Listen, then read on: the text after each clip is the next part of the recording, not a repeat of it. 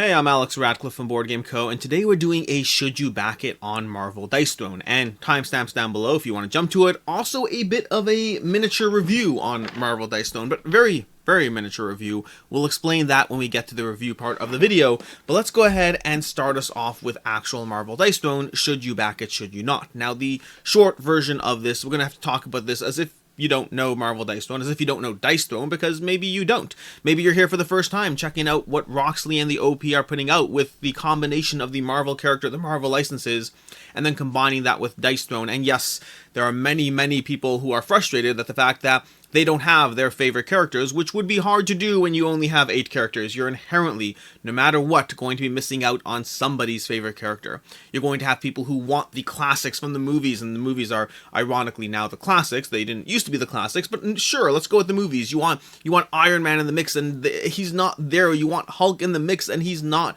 present. You might want some of your classic heroes, and that's fine because that might be what you want. But then there's other people who are sick of Iron Man and Hulk and Thor and every single person being in every single thing, and they're happy for a refreshing change of pace, except for, of course, Thor. They do actually have Thor over here. Point is, you will not make everyone happy, and judging by the fact that they have 7,600 backers, $800,000 raised, and it's been less than 12 hours since they launched. This thing is going to cross $1 million easy, which also means, by the way, make sure to subscribe to your own board in case you want 5 reasons why you should not back Marvel Dice Throne. I don't know if this is in his plans to do it, but he better, because that's his shtick. His shtick is waiting for a campaign to cross $1 million and then telling you 5 reasons why you shouldn't back it, because there's already 8,000 people who are not listening to him.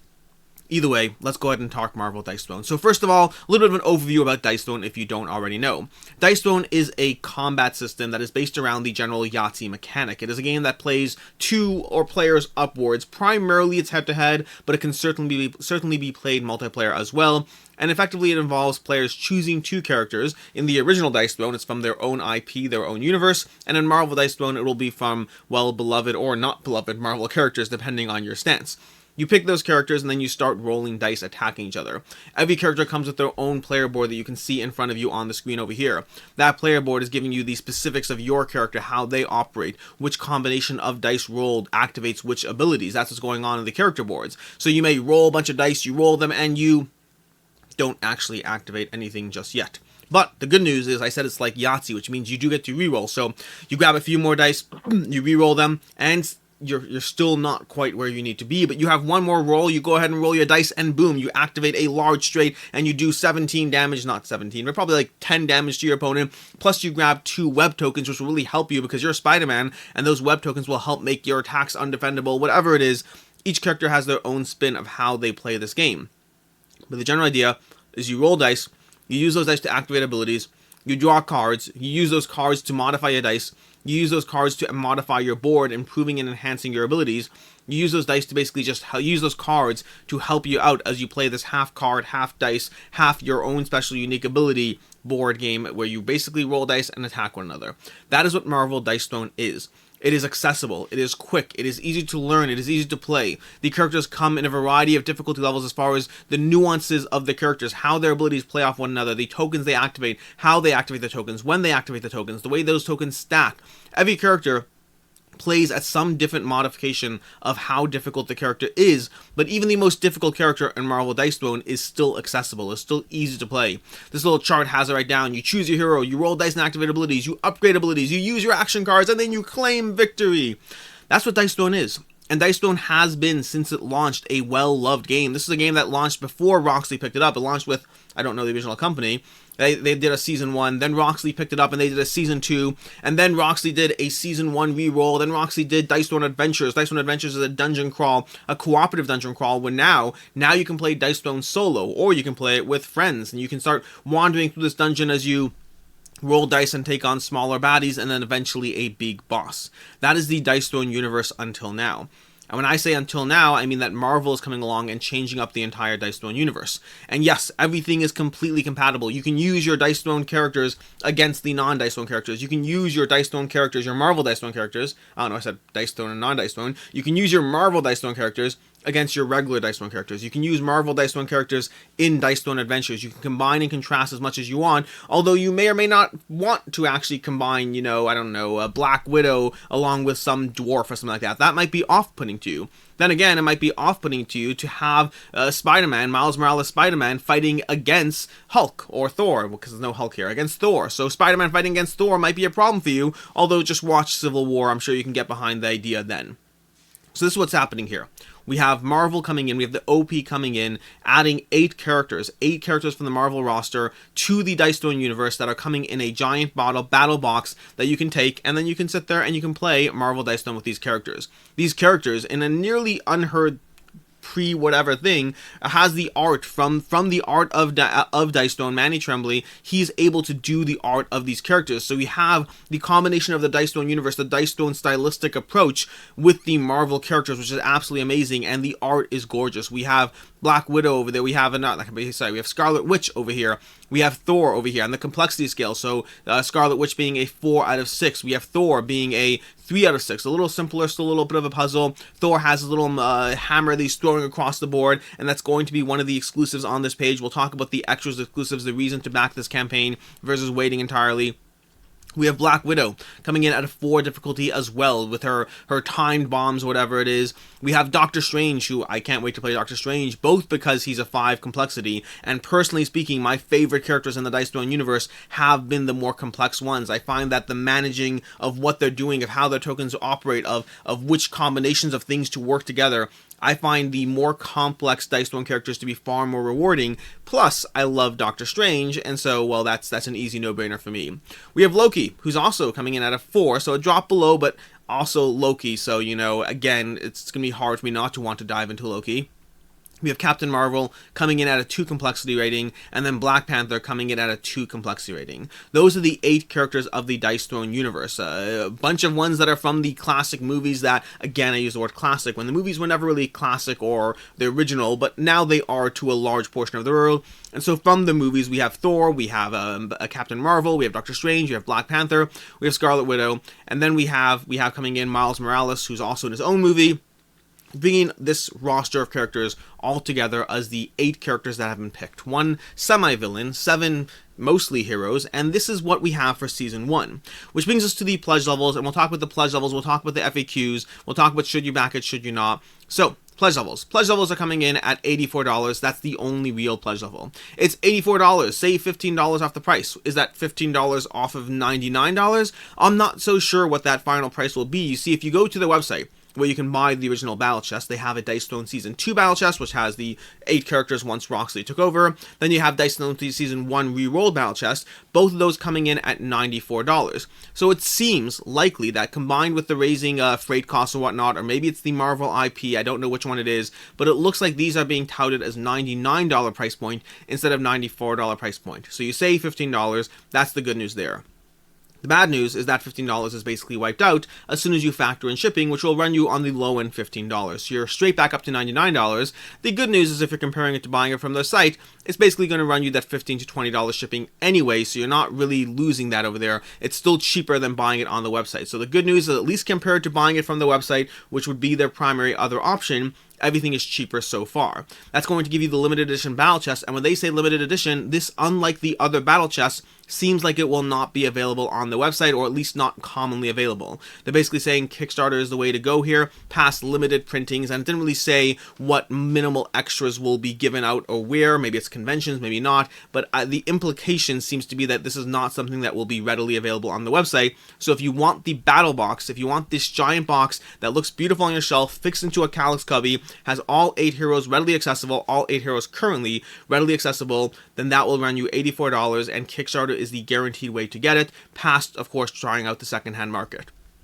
From there, let's talk about the other extras, because so far you're getting a savings on the price, but then secondly, you're going to get these extra promos. This is something that they do typically. Roxley typically has done this in their Dice Throne campaigns. Typically, you get extra promo packs. Do you need these? Are these essential? No, no, and no. Are they nice to have? Absolutely. If you're a completionist, then you may as well try to get these over here because you're getting them free with the battle pack. Additionally, you're getting the limited edition exclusives, which is limited number printing on the back of the battle chest. Speaking for myself, I don't care with that. If anything, I'd rather not have it. But then, more importantly, you do get the little Thor metal hammer over here. So if you want Mjolnir, if you want that hammer, that metal token to replace whatever cardboard token there is on the board, this is giving it to you in the limited edition, which gives you another reason to back the limited edition. So far we have price point, which is cheaper than buying it from them directly. We have the exclusive Thor hammer, and then we have the promo pack. All solid reasons to back the campaign on Kickstarter if you are interested in this game. From there, though, we have extras as well. These extras are nice, but they are not necessary at all. $39 gets you a whole bunch of custom art sleeves to match all your characters. It's definitely nice. I'm not saying it's not nice, but I'm absolutely saying it's not necessary. You can get regular clear sleeves that will show the back of the cards just fine. You don't need these custom card sleeves. Regular clear sleeves, I often recommend Sleeve Kings as my company of choice. They're not sponsored or anything like that. I just like their sleeves. They are solid, they are cheap, they are good, they have good quality, and they will run you a whole lot less than $39 for your sleeves, although they don't have the custom shiny backs, so you have to decide how much you want that. There's neoprene playmats that you don't need at all. Speaking for myself, and this is only my opinion here, I had some of these playmats from the original Dice Store when I backed it, and I never found myself using them. Is the art gorgeous? Of course it is. It's art from Manny Tremblay. Every single one of these I want, but I also know myself, and I know that as much as I want them, maybe they'll see the table here and there.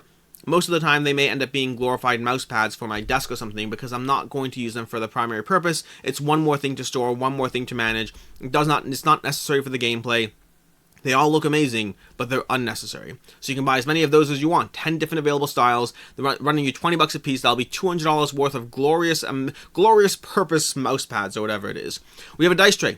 Again, nice, but I don't know if this is necessarily essential. I have my own dice trays that I already like. I'm not going to pay an extra $15 for one with a logo on it, but if you want a dice tray and you want the logo, go ahead and do so. And then we have a bundle and save where you get 2 of the playmats, not all of them, all the card sleeves and the dice tray for $80, saving you. As far as general, should you get these or not, we haven't done the full should you back it. Now's a good time to talk about the should you back it before we get into FAQs and other questions. So, overall, short version is if you are interested in this... Sorry, one more thing. Let's go ahead and scroll down to over here, because I do want to show you this last thing somewhere on the bottom of the page, which is the retail plans for the game. The retail plans for the game, if you want to get Dice Throne Marvel some other way at some other point, will be these 3 boxes. Running an MSRP of $50, $30, and $30 is a total MSRP of around $110, and that means that total MSRP, you're looking at actual retail price being closer to $85 to $90 for all of that if you want these individually. Or in other words, you will basically have to be paying the same price as you're paying now, roughly, if you want to get these things later, but you'll be doing so without getting the battle chest, the extra promos, the Thor Mjolnir's hammer. So you're basically, if you are interested in these characters, if you're interested in these heroes, if you're interested in getting all 8 heroes from the Marvel Roxley Dice Throne lineup, then the Kickstarter is the best way to go. It is the best price point, at least compared to buying them new. It gives you extras and exclusives. It gives even when you factor in shipping, everything else. Overall, there is more than enough reason to get these games here. The only other comparison is the secondhand market, and for that, I tend to look at Board Game Geek as a good reference point. If you look at Board Game Geek, if you look at the secondhand sales of the Dice Throne Season 2 Battle Chest, and you look at the sale prices, they range not drastically. They range a fairly tight spread, running between $75 to $100 for the most part for the game, and that is a mix. If you click through to these, that is definitely a mix of both the regular standard edition of Dice Throne that someone bought for $94 on the website, as well as the extras with the heroes. The primary difference between old Dice Throne and Marvel Dice Throne is the IP for one. The IP, the intellectual property of Marvel slapped on everything, makes this more desirable. It's basically all the goodness of Dice Throne combined with the IP, the desire for Marvel characters. Additionally, unlike the other battle chests, this one seems to be more exclusive. They cover this in the FAQ, we'll go through all those shortly, but effectively it looks like this is going to be harder to get your hands on past the Kickstarter if you want that battle chest, meaning the ones you do have, the ones in circulation, will be in more demand. And that's all with the original Dice Throne already being one that if you are interested in Dice Throne on Kickstarter now, or if you're interested in buying it on the secondhand market, you're basically paying roughly the same price anyway. Best case scenario compared to the secondhand market, you're saving $5 to $10. That's best case scenario. That is not even the average. So overall, as far as a game that is worth getting on Kickstarter if you are interested in getting it for sure, Dice Throne Marvel is worth getting on Kickstarter if you are interested. If you're not interested, it's an entirely different conversation. I'm just talking about whether you want the game now. If you want the game at all, is your best option now, secondhand market, retail later, and overall, I would recommend Kickstarter. Which brings us to the FAQs. There's only 2 updates so far because this just launched. We have plenty of time to go over things. And this one covers all the FAQs, all the questions on the table, because there are a lot of questions. Basically, if you look through the comments, the 1,300 comments they managed to rack up in 12 hours. 1,300 comments. People are excited. Also, like I said already, people want their own favorite heroes in the game, and they don't necessarily have those quite yet. So they have all the main FAQs. They have 20 FAQs total. These cover some of the main ones, the most frequently asked from the frequently asked, which is it compatible with Dice Stone Adventures? Yes. Will the limited edition be available later? Nope. It's only available while the Pledge Manager is open until December 31st. After that, it will no longer be available except in limited quantities at conventions. How much do you have to pledge to get access to the Pledge Manager? Nothing. Basically, just any pledge level will give you access to the Pledge Manager. Will I be able to add on additional Dice Stone or Roxley products? No, not in this campaign. That is likely to an issue in terms of the licensing, how they handle everything else. Doesn't really matter exactly the reason why. The point is, if you want other Dice Stone products, you can go ahead to dicestone.com or roxley.com. You can get them there. They will not be available in the Pledge Manager. We have a retailer question, and this one over here. Are additional Marvel Dice Stone heroes coming? Can you add my favorite character? No additional characters are planned at this time. That's the statement over here. That makes it sound like there's nothing planned in this Kickstarter. And you could argue that it makes it sound like there's nothing planned in the future, except what I will say is if you've gone through the comments, which I haven't gone through all 1,300, but I've seen the comments, there are comments from people on the Roxley team that implying that there's likely a Season 2 coming at some point. You know, people who are expressing their disappointment with the lineup, and then you'll have a comment being like, I hope you'll be excited for Season 2, or something along those lines. So there are some comments implying a continued future for this campaign, a future that I imagine has to happen when you hit $1 million in less than 24 hours. Again, $800,000 in 12 hours. That's where we are so far. I imagine there will be more people coming back for Marvel Dice Stone just fine. I imagine that there should and will be more content for this game, more Season 2 content, and at some point perhaps miniatures to tie into the Dice Stone Adventures lineup, perhaps their own semi-line of Dice Stone Adventures. Overall, Dice Stone already was and is a very accessible entry point for gaming. A great game, easy to jump into, not the heaviest in strategy. We'll talk about mini review in a few minutes, but overall it was already a great gateway game for the hobby. And I think adding Marvel to it makes it even more appealing, makes it even better, and I'm happy that I'm happy this exists, and I hope they continue to expand upon it in ways that bring more people into this hobby that I know and love. And then lastly, are there any stretch goals or funding quests? There are none.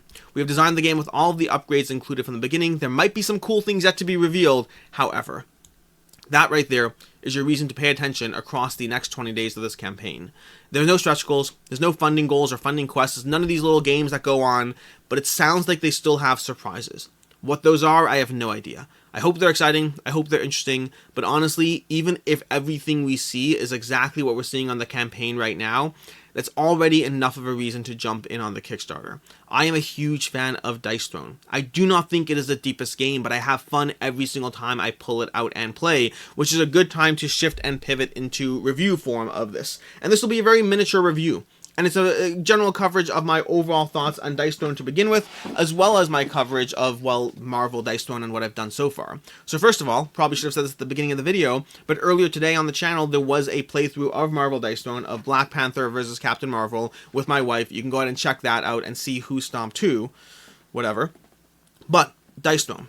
My overall opinion of Dice Throne, again, very short review, this is just general thoughts. My overall opinion of Dice Throne has always been that I enjoy playing it. I like rolling dice, I like the Yahtzee style, I like upgrading my characters. For myself, I like it most when I'm playing the heavier characters, the ones that have more complexity and depth to the choices on the table.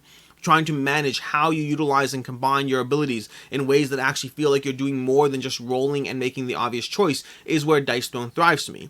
That said, even plain vanilla Dice Throne, playing with lighter characters, is fun. It is not the most strategic of the games I have. It is actually very light on strategy, but the art is beautiful, the world is excellent, and it's just fun to roll dice and smash your opponent. It is fun to do so. It is fun to play when I win. It is fun to play when I lose. I like it most with complicated characters, but I still enjoy it either way. Again, it depends on what you're looking for. If you're looking for a heavy strategy game, I do not recommend Dice Throne in general. If you're looking for something fun to do, a 2-player head-to-head, or even a team head-to-head as you play 3 or 4 players going back and forth hitting each other, it is a fun experience. It is not a heavily strategic experience, but it is fun. I keep saying that because, I mean, that's what I mean. Which brings us to Marvel Dice Throne. My experience with Marvel Dice Throne is biased because I was originally planning on doing a full review, but I chose not to because I only got to experience these 2 characters.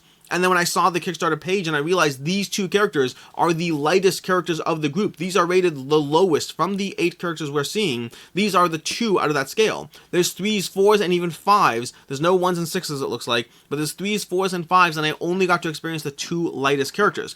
And I already know from my own other experience with other Dice Throne that is where I find Dice Throne least appealing. Not fun, but I like it more the heavier the choices are, the more options there are on the table. So I haven't fully been able to dive into the Marvel Dice Throne universe yet, hence this mini review buried behind a should you back it. That said, what are my thoughts on Marvel Dice Throne compared to regular Dice Throne? To begin with, it's the same basic game that I already like, but it's with characters I like more. The bigger question on my table right now is, do I care about having the original Dice Throne characters or not when I can have the Marvel IP slapped on because I like the Marvel IP?